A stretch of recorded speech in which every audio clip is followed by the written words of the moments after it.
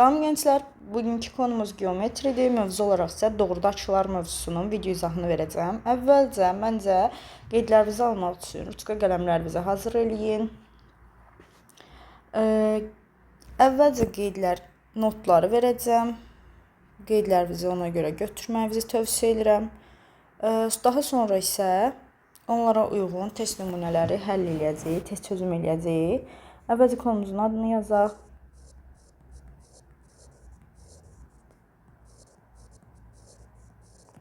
Demək ki, doğruda açılardan danışacağıq. Ümumiyyətlə, açı nədir? Açı ortaq bir başlanğıclı, bir də nöqtə götürür, tamam mı? İki şua arasında qalan bu hissəyə açı deyilir. Açılar fərqli cür adlandırıla bilərsiniz. A, B, S. Məsələn, bunu göz sistemində MABS formasında yazılır. Yəni, bucağın dərəcə ölçüsünü istəyir və yaxud qısaca bu formada da yaza bilər. Bu bucağın, amma dim sistemində belə rastlayacaqsınız. A, B, S və yaxud sadəcə bucaq B və yaxud da ki, Yunan əlifbasından istifadə olunur genəlliklə. Məsələn, buna alfa, beta bu formada yazıla bilər. Yəni, dərəcəsini soruşur. Bu, ümumiyyətlə, açıların işarələnməsi ilə bağlı bir mövzudur. Açı nə ilə ölçülür? Açı 3 vahidlə ölçülür. Dərəcə, qrad və radian. Deyəcəksiniz, qradın adını eşitməmişik. Haqlısınız, çünki qrad çox da istifadə olunmur. Radian ən çox bizə çəmbər mövzusunda, çevrə dərsində lazım olacaq. Dərəcə isə genəlləmə olaraq üçgən, dörtgən fərq eləmir. Genəl geometriyada istifadə olunacaq. Demək, onlar arasında keçid bu formada olacaq. Dərəcənin deyir 180 dərəcə, bax belə bu formada. Qradı da deyir 200-ə bölsən. Radianı da dim sistemində qısaca rad yazılır. Biz bunu R ilə yazacağıq. R bölünmüş pi. İndi deyəcəksiniz ki, pi-nin ədədi qiyməti 3,14. Bəli. Bu uzunluq və yaxud da ki, atıran fizika keçsək, biz pi-nin ədədi qiymətindən istifadə edirik. Genəlliklə 3,14 qiymətindən istifadə edirik. Təqribi varlaşdırılmışda 3 qiymətindən istifadə edirik. Amma geometriyada əsasən pi dedikdə ən çox onun dərəcə anlayışından istifadə edəcəyik. Yəni, mən bu quruluşu sizə tərcümə eləmiş olsam, bu o deməkdir ki, pi radian eşitdir deyir 180 dərəcə. 180 dərəcə eşitdir 200 qrad. Bu formada yaza bilərik. İndi bu belə. Siz yəni nə yadda saxlayın? Pi bərabərdir 180 dərəcə temasını yadda saxlayın. Bu bizə lazım olacaq. Keçək açıların növlərinə. Açının 5 dənə növ var. Birincisi dar açı. Bizim bildiyimiz iki bucaqlar. Dərəcə ölçüsü. Baxın uşaqlar, mən bura qısaca alfa yazacağam. Bir də bunları xətlərlə göstərəndə sizin üçün daha yaxşı olacaq. Bura bir A xətt yazacağam, bura bir B yazacağam. Çünki təsəvvürdə qurmaq daha rahat olacaq. AB arasındakı açı alfa əgər 0 dərəcədən böyük, 90 dərəcədən kiçikdirsə, bu dar açıdır. İkinci, dik açı var. Yəni, bizim bildiyimiz düz bucaq. Bu zaman alfanın dərəcə, baxın, xətlər bu formada olacaq. Baxın, B bu formada, A bu formada. Arada qalan, bu işarə qoyulacaq. Məsələlərdə bu işarəni gördürsə və yaxud da ki, testlərin başında bu işarəni gördürsə, bu formada da yazılacaq. A, bu perpendikulyarlıq işarəsidir. Yəni, 90 dərəcə deməkdir. Alfa bərabərdir 90 dərəcə deməkdir. Bir də bunu yazmışkəndən onda buralara bir yerə qeyd eləyib, not olaraq götürərsiniz. Bir də bu işarənin mənası, bu paraleldir. Aradakı dərəcə 0 dərəcə olarsa və yaxud da ki, əksdə yönələ bilər də, 0 dərəcədirsə, bunlar paralel xətlərdir. Heç vaxt bir-birini kəsməyəcək bu xətlər. Üçüncü, bizim biraz, təsəvvürlə B-ni biraz yan yatırmışıq. Bu formadadır. A, budur. B də bu formadadır. Bu açı. Fikir versəz, bu 90-dan nə olacaq? 90-dan böyük olmuş olacaq, elə deyil. Amma 180-dən kiçikdir. Bu açının adı kör bucaqda Azərbaycanca, türkçəsi isə geniş açı. Geniş. Burada yazaq, kör bucaq. Sonra dördüncü uşaqlar, Qollarını hər iki tərəfə elə bil ki açılar. Açının şuaları bir-birinə tamamilə əks yönəlibsə, bu bucaq alfa bərabərlik 180 dərəcə. Bu doğru adlanır. Doğru. Və yaxud da ki, bizim bildiyimiz açıq bucaq uşaqlar. Doğru açı və yaxud da ki, açıq bucaq. Burada fikir verdiksə 180 dərəcə eşitdir. Bir də 5-incisi nöqtə kimi təsəvvür edin. Elə durduğun yerdən kruq ilə təkrar olduğun pozisiyaya gəlmirsən. Yəni bunun başına dolanmasan. Bu nədir? Çevrədir, elə deyil. Alfa bərabərlik 360 dərəcə. Buna da tam bucaq, elə tam açıda deyilir. Bu açıların növləri. Sonra testlərdə nə ilə rastlaşırıq? Keçək növbəti açı adlarına. Bu açıların növləridir uşaqlar. Sonra keçəcəyimiz, yəni testlərdə rastlaşacağımız şey tümlər açılar. Bizim bildiyimiz tamamlayıcı bucaqlar. Bir-birini 90'a eşitləyir. Bir-birini 90 dərəcəyə eşitləyir.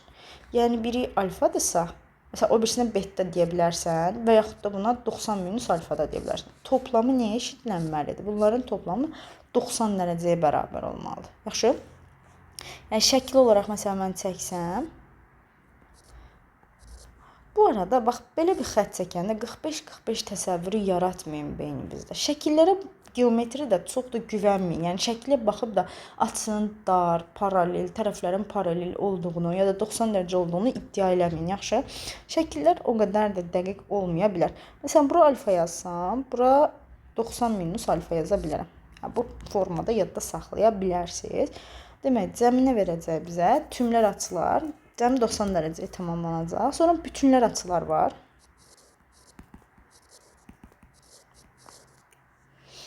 Bizim bildiyimiz qonşu bucaqlardır bu.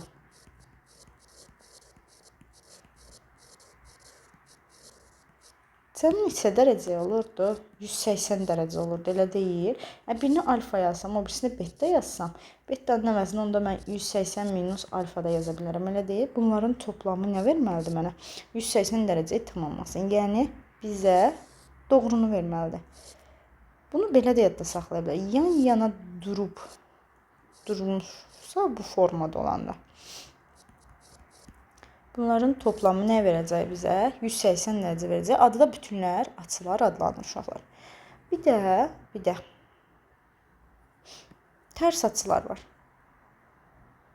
Yəni tərs açı. Yəni bizim bildiyimiz uşaqlar qarşılıqlı bucaqlar.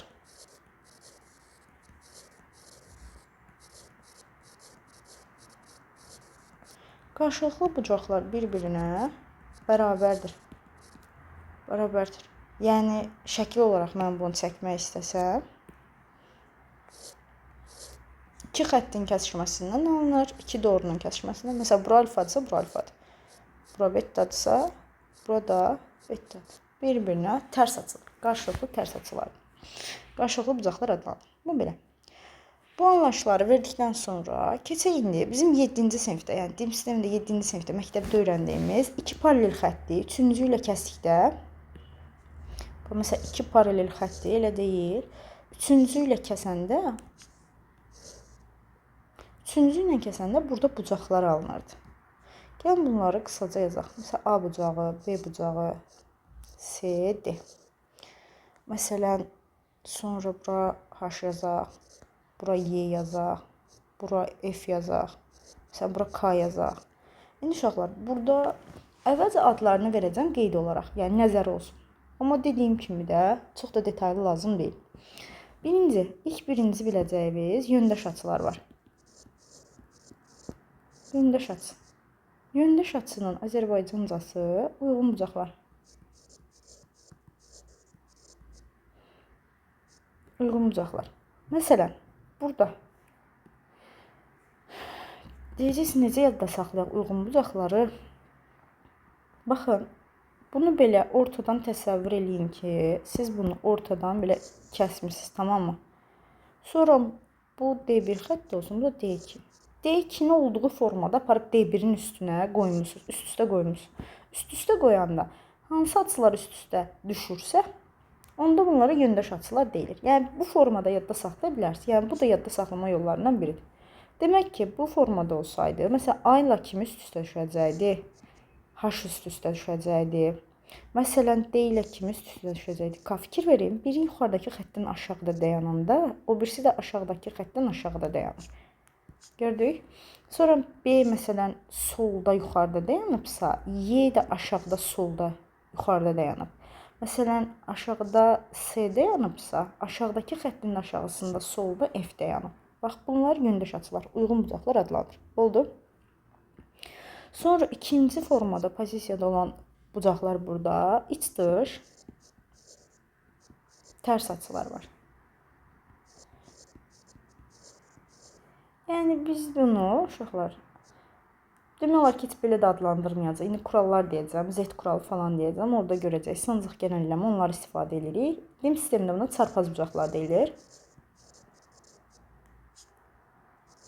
Çarpaz bucaqlar.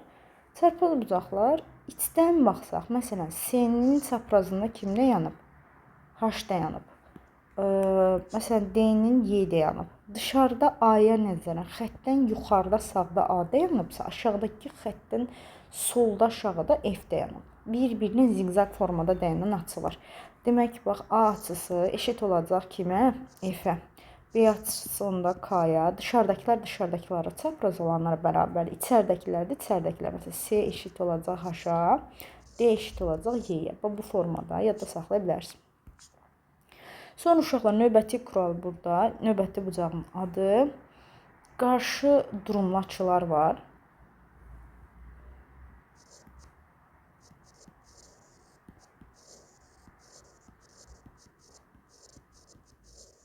Qarşı durumlu açılar bizim bildiyimiz bir tərəfli bucaqlardır.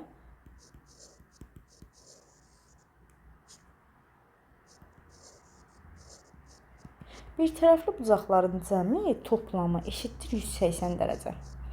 Məsələn, bir tərəfli dediyim kimlər var burada? Məsələn, D ilə H xətlərdə, məsələn, buna nədir? D1 xətti, buna D2 demişdik. Elədir. D1 və D2-nin sağda içəridə dayanıb. Məsələn, onda D artı H 180 verəcək. Onda A ilə K da burada bu bir fi xətti olsun. Elə ki, fi xəttindən bir tərəfdə yerləşib də, yuxarıda yerləşib A, aşağıda yerləşib K. A üstə gəl, K onda 180 dərəcə verəcək. Eyni formada onu mən götürüb yazmış olsam, B artı kim? F 180 verəcək. İçəridə kimlər var? C ilə də Y var, 180 verəcək. Baxın uşaqlar, mən bu qaydaları yazdım. Sadəcə bucaqların adını bilməyiniz üçün. Amma mən sizə belə bir şey deyim. Bunlara ehtiyacınız var? Yox, bunlara heç birinə ehtiyacınız yoxdur. Baxın, testdə necə tətbiq eləyəcəksiniz? Ya bu qədər xırda detaylamayacaqsınız. Testdə tətbiq qaydamız, baxın bu sizə verdi. Oldu, 3-cü ilə kəsdi. Bura 50-dir, atıram 50-dir. Bu bunun qarşısındadır, elə deyil 50. Bu bunun çaprazındadır 50, bu bunun qarşısındadır 50. Yox, bitdi. Bir də bütünlər açılar temasına görə 50-nin yanındakı kim olmalıydı? 180-ə tamamlamalısan da 30 olacaq, elə deyil. Onda bunun qarşısı da 130 olacaq. Bunun çaprazında duran da 130 olacaq. Bunun qarşısı da 130 olacaq. Fikir verdinizsə nə müşahidə olundu? Bax 50, 50, 50. Şimşək kuralı oldu, belə zigzag kimi getdi. Gördük. Bir başqasını örnək olaraq yazaq. Məsələn, mən bura yazmışam. Tutaq ki, atıram bura 120 yazmışam. Baxın necə dolduracaq. 120-nin qarşısı da 120-dir. 120-nin çaprazı da 120-dir. Qarşısı da 120-dir. 120-nin yanı nə olmalıydı? 60. Bura 60'dır. 180 tamamlamalısınız da. Onun qarşısı da 60'dır. Çaprazı 60'dır. Qarşısı 60'dır. Və bu formada düzəldin geçsin. Yaxşı. Fikir verdinizsə 60, 60, 60. Fikir verdik. Yəni bu formada düzün geçsin. Yuxarıdakı bəs bu qədər qaydaya niyə ehtiyac var idi? Dediyim kimi nəzəri qaydaları sadəcə təməl biliyi olaraq bilmək lazımdır. Bu qədər. Sonra uşaqlar sizə testin artıq həqiqətən buradan o yana not götürə bilərsiniz. Özəl notlar deyək. özəl notlar deyək. Duyduq, duymadıq deməyək uşaqlar. Hamı bu notları bilsin.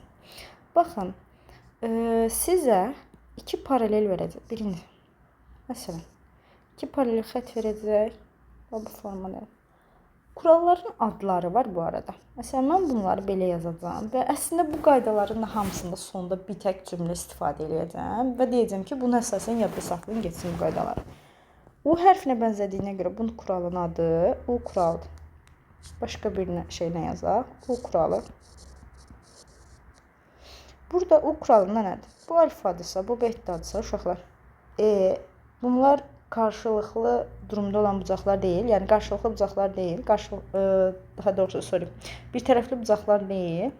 Onda bunların cəmi nə olmalıydı? 180 dərəcə. Vəssalam da. Bu kuralına görə bu açıların toplamı 180 dərəcədir. İkinci. Məsələn uşaqlar, sizə baxın. Burada D1 xətti yazsın, bu D2 yazsın. Burada bu bucaq alfa, bu bucağı da beta yazaq. İndi belə bir şey deyək. Testləri işləyəndə, testlər nə qədər qarışıq olur olsun. Paralel dediyi xətləri uzadın getsin uşaqlar.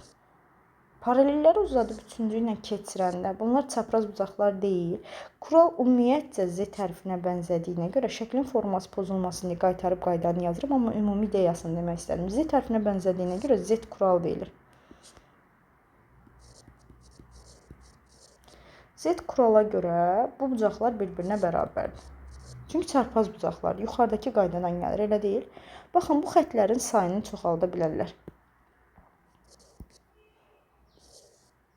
Yəni iki paralel qoyacaq. Tutaq ki, baxın. Bunu istənilən sayda belə çoxalda bilər. Tamam mı? Çox açsın. Buna D1, D2 yazacağıq. Bunu bu formada yadda saxlaya bilərsiniz. Sağ-sol deyib yadda saxlaya bilərsiniz. Ya da içlər-dışlar deyib yadda saxlaya bilərsiniz. Yəni mən bunu genəlliklə sağ-sol deyirəm. Və məsələn, buna x1, buna x2, buna x3 demişəm. Görürsünüz? Buna Y1, buna da Y2 deyirəm. Baxın. Belə düşünün də. Sağa baxanların toplamı sola baxanların toplamına eşit olmalıdır. Onda mən buradan qaydanı götürüb yazmaq istəsəm, yazacağım ki, x1 artı x2 artı x3 eşitdir y1 artı y2. Tamam? İçlər, dışlar, sağ-sol kural necə istəyirsiniz yadda saxlaya bilərsiniz. Bu belə. Sonra dördüncü kural. Dördüncü kuralı yazmaq istəsək bunu yazdıq. Uşaqlar, sonra məsələn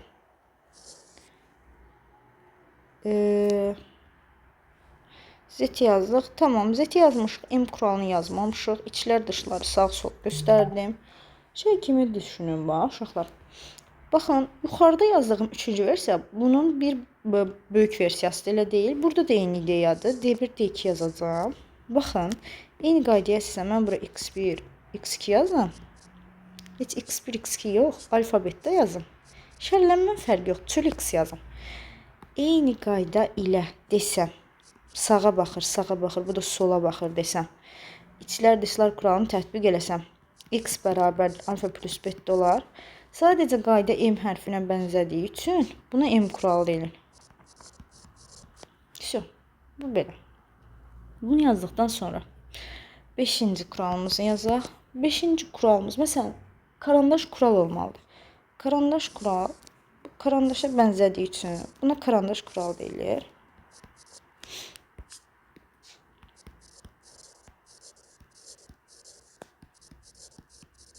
Aha. Karandaş kural.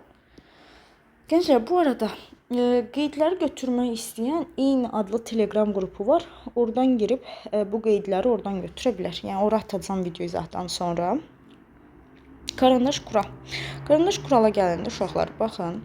Bura alfa yazım, bura x yazım, bura beta yazım. Tamam mı? Bax belə. Yazdım. Onda buradan götürüb əslində isbat eləmək olar. Prosta siz isbatla heç yadda saxlamayın. Buradan götürəcəm. X artı alfa artı Mavi ilə yazarıq, elə deyil. Qoyun qaydanı pozmayaq. X artı alfa artı beta bərabərdir 360 dərəcə. İndi mən bu qaydanın burada bir versiyasını daha yazacağam. Və sonra onun da test qaydası. Məsələn, bu dörtlü də görəcəksiniz uşaqlar bunu testlərdə. Yəni, testlərdə dörtlü də qabağımıza çıxacaq. Bu D1, D2-yə paralel olacaq. Məsələn, mən buna alfa, beta, gamma, buna da teta deyim. Dörtlüdə olan uşaqlar alfa artı beta artı gamma artı teta bərabərdir 540 olacaq. Müəllimə, bəs bu 5-li, 6-lı, 7-li verə bilərəm. Sadəcə bugünə qədər 2 geometri kitabını çözərkən mənim qarşıma çıxır. Amma genəlliklə də çıxmır. Ya da ki, müəllimlərin MİQ imtahanında falan düşür, qarşılarına çıxır. Belə bir və yəni qaydanı bu formada yadda saxlaya bilər. Təpə açılarına baxın, yəni təpə bucaqlarına baxın, neçədə nədir? Bu təpələrini sayırsınız, təpələrinə bir n desəz, tamam mı? N çıx 1 vur 180 qaydası ilə tapılır. Yəni bunun isbatı var. Qabarıq bucaqlardan gəlir qayda. N çıx 1 vur 180 temasından yadda saxlayacaqsınız. Məsələn, həqiqətən burada neçə dənə təpə var? 3 dənə təpə var. Görürsünüz, 3 çıx 1 vurulmuş 180 sənə neçə verir? 2 vur 180 360 verdi. Gördünüz? Məsələn, burada 4 dənədir. 4 çıx 1 vurulmuş 180, 3 vur 180 sən 540 verir. Bu qayda ilə yadda saxlaya bilərsiniz bunu. Bu belə. Demək ki, sən 3 versiyasını karandaş kuralı biləcəksən. 360-dır. Hamısı içəridə yerləşəndə 360-dır. 4 dənə olanda da 540 qaydasıdır. Bu formada yadda saxlaya bilərsən. Sonra keçək 6-cı kuralımızı deyək. 6-cı kural uşaqlar. Demək, baxın bu formadadır.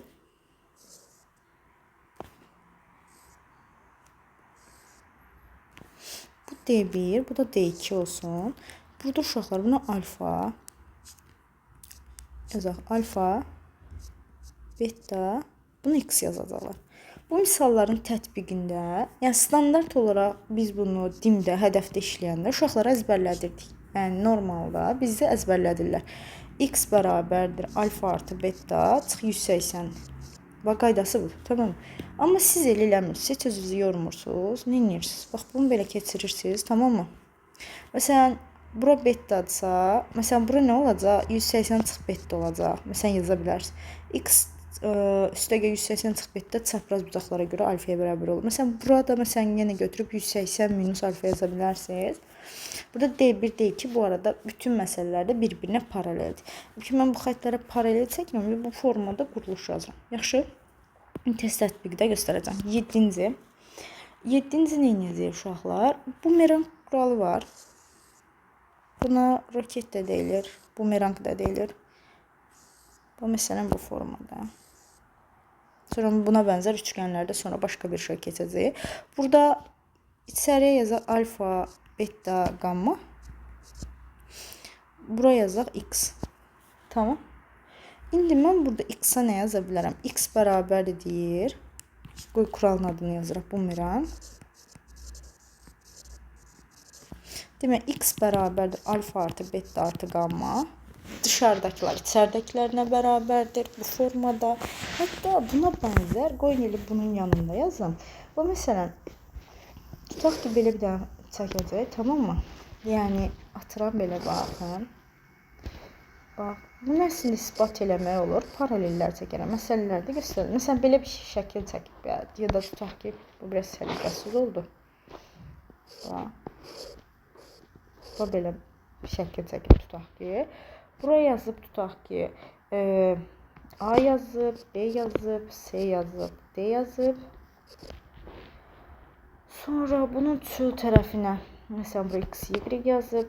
Sonra isbatı buradan gəlir. Yuxarıdakı xəttə bir dənə paralel keçirsəz, çaprazda məsələn, bura A falan atıb, isbatı oradan çıxır. Amma direkt yadda saxlaya bilərsiniz ki, içəridəkilərin cəmi A plus B plus C plus D bərabərdir çöldəkilərin cəmi. Bu kuralda belə yadda saxlaya bilərsiniz. Bu belə. Şimdi eyni zamanda mən bura bir dənə x, bura y yazsam, x plus y deyim bərabər 180 dərəcəyə bərabərdir, elə deyil. içəridəkilərin cəmi də dörtgen olduğuna görə 360 dərəcə verəcəyəm. Məsələn, yaza bilərəm ki, y artı alfa artı beta artı gamma bərabər məsələn 360 dərəcə. Bunu yazdıqdan sonra məsələn x-la y-in cəmini də buradan aldığım üçün 360 dərəcə verdim. İsbatı oradan çıxır. Bu da belə. Bunu da yazdıq. Sonra daha növbəti 8-ci kural nə yaza bilərəm? Yəni bir də tənbölən temalı bir dənə test var. Məsələn, tutaq ki, bir dənə üçgən verilib sizə uşaqlar. Açı ortay temasını deyim. Açı ortay. Açı ortay. Açını tən ortasından, tərəflərin ortasından keçib onu yarı-yarıya bölür. Məsələn, bax belə. Bunun ortasından geçir. Bura alfadırsa, burada alfa olarak bölür. O bu forma. Deyir ki, sənə tutaq ki, A, B, C üçgəni verilib. Burada bir dənə açıortay, A-in açıortay çəkilib. Burada xətlərdən bir tərəfdə qalanda. Baxın, məsələn, bura X yazsam, bura Y yazsam, bura Z yazsam. Deyir, Y bərabərdir X artı Z bölü 2. Diqqətli olun, hamısı eyni tərəfdə olmalıdır. Bu formada kurallar vardır. Gəlin indi biz bunun keçirək artıq test tətbiqlərinə. Biraz da testlərə tətbiq eləyək. Görək ki, testlərimizdə nəyimiz var. Mən kiçik belə örnəklər yığdım ki, hər tipdən biraz test görək. Birinci, tümlər açılar. Xatırlaq gör tümlər açılar nə idi? Cəmi 90 dərəcəyə tamamlanan açılar idi. Elə deyil. Bunların cəmi neçə dərəcə verməli idi dedik? 90 dərəcə. 4-ün 11-ə nisbət, yəni alfa bölünmüş beta bərabər 4-ün 11-ədir. Mən də bilirəm ki, alfa plus beta mənə nə verməlidir? 90 dərəcə, elə deyil. Onda oran orantı matı xatırlayın. Alfaya 4K desəm, bu 4K olsa, buna da 11K desəm onda, bunların toplamı da 90 verəcəksə, 15K bərabərdir 90-a. K da buradan bərabər bizə nə verəcək onda? Demək, 3-ü 15'ə bölsəm bizə 6 verəcək.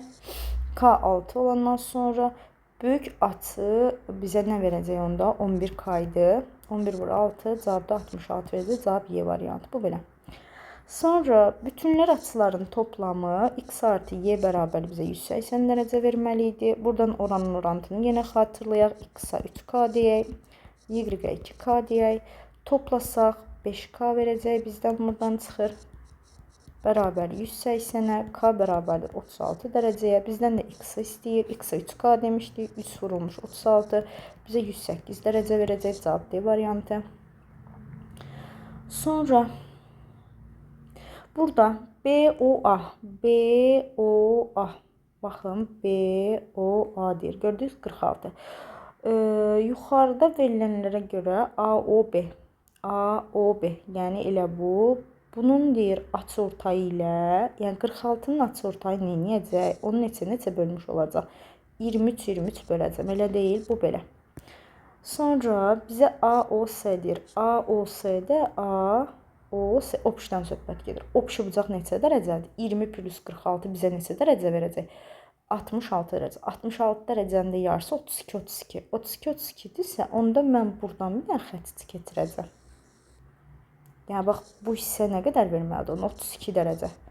Bunun bu hissəsi 23-dürsə, daha doğrusu 36-dırsa, 33 olmalıdır, elə deyil. Bu hissəsi 23-dürsə, bu arada qalan bucaq nə qədər oldu? 30 dərəcə. Gördük? Bu qırmızı böyük bucağın açıortayı idi. Mavi isə BOA-nın açıortayı idi. Arada qalan bucaq da 10 dərəcə oldu. Bu formada tapılır. Sonra gəldik bura. DOB-ni istəyir. DOB. Bizdən bu hissəni istəyir. Amma mən bilirəm ki, bu bütünlər açılardır. Elə deyil. Hamısını toplasam mənə neçə dərəcə doğru açı verəcək. Elə deyil. Hamısını toplasam mənə 180 dərəcə verəcək. Bu hissə 4x plus 20 bərabərdir 180'ə. 4x bərabərdir 160'a. X bərabərdir buradan 40'a. X-i 40 tapdıq. DOB-miz də 2x plus 25'dir. O da bizə verəcək, o bizə bu hissəni istəmişdi. O da bizə verəcək 80 artı 25. Cavab da 105 dərəcə olacaq. Bu belə. Sonra, indi uşaqlar, burada elə bir şey yazacağım. Baxın, bu işarə alfa, beta, betadır. Elə deyil. Onda bu bütünlər açıların, elə ki, bunlar bütünlər açılardır da. Onların açıortaylarıdır. Bax, O, B ilə O de açıortaydı. Bax, burada da deyib, elə deyil. İndi bunu bu məsələnin üzərində göstərəcəm. Sonra isbat kimi də yadınızda saxlayın geçin. Bütünlüklər açılar. İndi hamısını toplasam mən 2 alfa plus 2 beta neçə dərəcə verəcək? 180 dərəcə verməlidir, elə deyil. Buradan çıxır ki, alfa plus beta neçə dərəcə verir? 90. Onda mən kural olaraq deyə bilərəm ki, bütünlər açıların açıortayları arasında qalan bucaq hər zaman 90 dərəcədir. Yaxşı, bunu qayda olaraq yadda saxlayın. Demək, alfa üstə gəl beta 90. Bax, alfa plus beta bərabərdir 90. Sonra DOS deyir. Bizə DOS. Baxaq, DOS kimdir? DOS-yə biz beta demişik. Görürsünüz? Beta çıxılmış BOS. BOS. Ona nə demişik biz? Alfa demişik. Bu da bərabərdir. Neçə dərəcə deyib? 50 dərəcə. Sistem kimi, denklem kimi həll eləsə, yuxarıdan aşağı toplayın alfaları getsin. 2 beta bərabər 140-a, beta bərabər 70 dərəcə. O bizə YOD-ni istəyir. YOD. Baxın, YOD. Yəni betanı istəyir. Elə biz də onu tapmış olduq. 70 dərəcə. Bu belə. Sonra uşaqlar hamısı içəridə olan neçə dərəcə verəcəkdir? 360 dərəcə. Məncə hesablamağa ehtiyac yox, nə? Buradan hamısını götürüb toplayıb 360 dərəcə bərabər eləyəcəksiniz. Oradan cavabı çıxarmış olarıq. Sonra burada deyir BG açıortaydır. Ən sonuncu izah etdiyim kuraldır. Görürsünüz, şəkli fırlamaqla deyil də. Yəni bunu təsəvvür edin, bu bir üçgəndir. ABC üçgəndir. Bu da açıortaydır.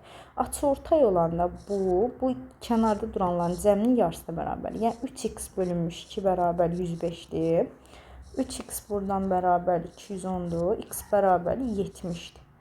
X 70-dir. Bizdən FBG-ni istəyir. FBG. Bizdən bu hissəni istəyir. Bax, bizdən bu hissəni istəyir. İndi x 70-dirsə, bu x-in qarşısına dayanıb, bu 70 oldu. Bura 105-dirsə, məsələn, 105-in qonşusu nə olacaq bizə? Məsələn, 105-in qonşusu bizə 75 dərəcə verəcəkdir. 180 dərəcə verməlidir də. Burada da bir dənə üçgən alınır. Üçgənin iç açılarının toplamı da 180 dərəcə verməlidir. 70 artı 75 bizə nə verəcək? 145 verəcək. Onda bizə bura qalacaq 35 dərəcə. Ümumiyyətcə bunu qoydum kənara. Şey olaraq da yadda saxlaya bilərsiniz. Məsələn, bu üçgənin, biz bunu üçgəndə açılarda izah eləyəcəm də. Üçgənin ABD üçgəni kimi baxsaq, bu bucaq o üçgənin dış açısıdır.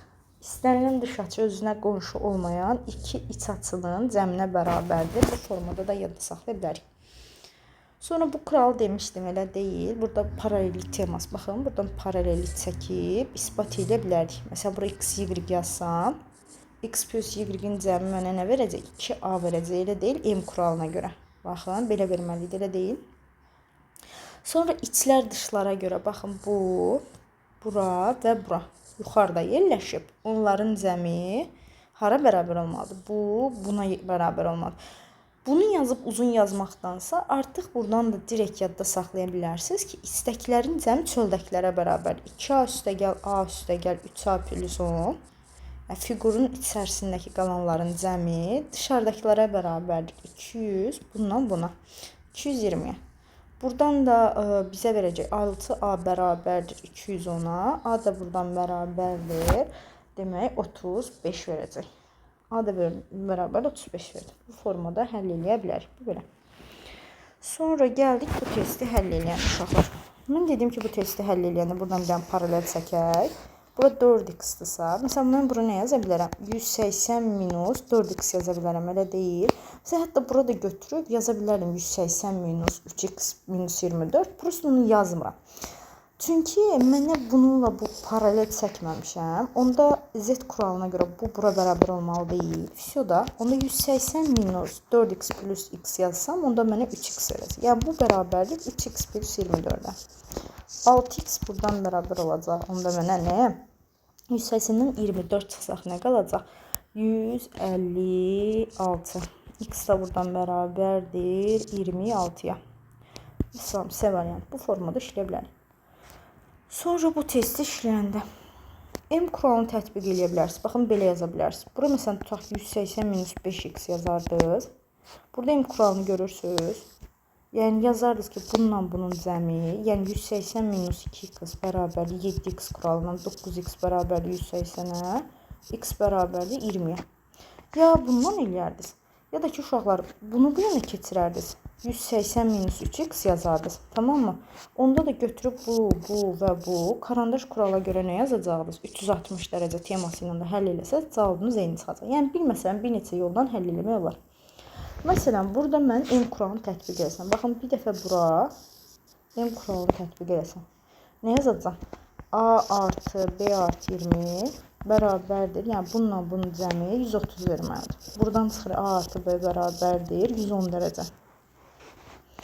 Bir dəfə də götürəcəm, bir dəfə də götürəcəm. Buranı götürəcəm, baxın. Burada da M kuralı var. Burada nə yazacağam? Yəni, eyni şey yazacağım. B artı 2B minus A. Yəni, bunlar sağda dayanır, bu solda dayanır, bax. Bərabərdir 90-a. Ona görə buradan da yazacağım ki, 3B minus A bərabərdir 90-a. Sistemin denkləmi yuxarıdan aşağı toplayanda 4B bərabərdir 200-ə, B bərabərdir 50-yə. B 50-dirsə, burada aparıb B-nin yerinə 50 qoyanda A bərabərdir 60 verəcəm. Bizdən də A-dan B-ni çıx deyəndə, buradan da bunu çıxırsam 10 qalacaq. Cavab B variantı. Bu formada işləyə bilərsiniz. Gəldik bura. Burada uşaqlar fərqli versiyalarda işləyə bilərsiniz. Məsələn, mən bunu keçirə bilərəm. Məsələn, bunu bura keçirsəm mənə nə verəcək?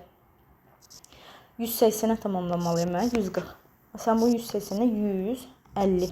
Elə deyil. Sonra məsələn, burada baxacam 4 dənədir. 4 dənə olanda cavab nə verməli? 540 verməlidir, elə deyil.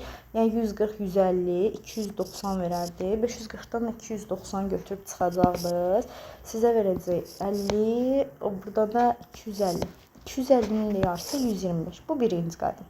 Genəlliklə mən bu testləri belə deyil, belə də işləyirəm. Baxın, bunu buradan götürürəm, belə uzadıram. Uzada bilərəm, hə? Burada M kuralı aldım mı? Baxın, M kuralı aldım, elə deyil. Bura 30, 40-ca, bura 70 düşdü. 70 düşdü, çox qəşəng. Onda bununla bu da hətta bir-birinə bərabər, x olduğuna görə dışarıdakılar, içəridəkilər də bir-birinə bərabər. Demək, 180-dən götürüb 70 çıxacaq. Üçgən alını baxa burada. 70 çıxanda nə qalacaq? 110. Yarısı nə eləyəcək? 55, 55. 55-in qonşusu da bizə 125 dərəcə verəcək. 180 tamam olsun. Belə də çözə bilərdiniz. Yəni, seçim sizə qalır. Sonra, məsələ işləndə şərtlərə mütləq diqqət edin. Mənim çox tələbəmin səhvlərinin çıxma nedənlərindən biri, yəni bir çoxu diqqətsizlik edirsə, bax, sırf şərtləri oxumadığı üçün edir. Paralel xətləri uzatmağımız lazımdır. Məsələn, mənə deyir ki, BA, məsələn, DY-yə paraleldir. Sonra ikinci kuralda DF, məsələn, DF görürüm, budur. BC-yə paraleldir. Paraleldir. Çəkdim. Bunu belə çəksəm. Z kuralını görürəm. 2Y70. Onda buradan yaza bilərəm. 2Y70-dirsə y'miz 35 dərəcə. Mən götürüb bura 35, bura 70 yazdım. Şurada düzəldi. Bura qədər razıyıq, razıyıq. Sonra məsələn, paralelləri yuxarıdan uzada bilərəm. Yuxarıdan uzatmayacağam. Şey kuralını görə bilirik. Məsələn, bu kuralı görək. Baxın, bu kuralı baxsaq. Mən buradan bir dənə paralel çəksəm indi. Çəkə bilərəm də. Bura 70, 35. Neçə verdi bura? 105. 105 olanda bura nə qədər olacaq? 75. 180 tamamlamalıydıq. Qonşu bucaqlar. Bir tərəfli bucaqlardır. Bununla bu da Z kuralına görə onda bir-birinə bərabərdirsə, o da 145 dərəcə verəcək. Cavab X-də D variantı. Bax, bu formada çözə bilərik. Gəldik bura. İndi uşaqlar. Bura keçdik. Bunu bu yana keçirirəm. Nə olar? 150 olar.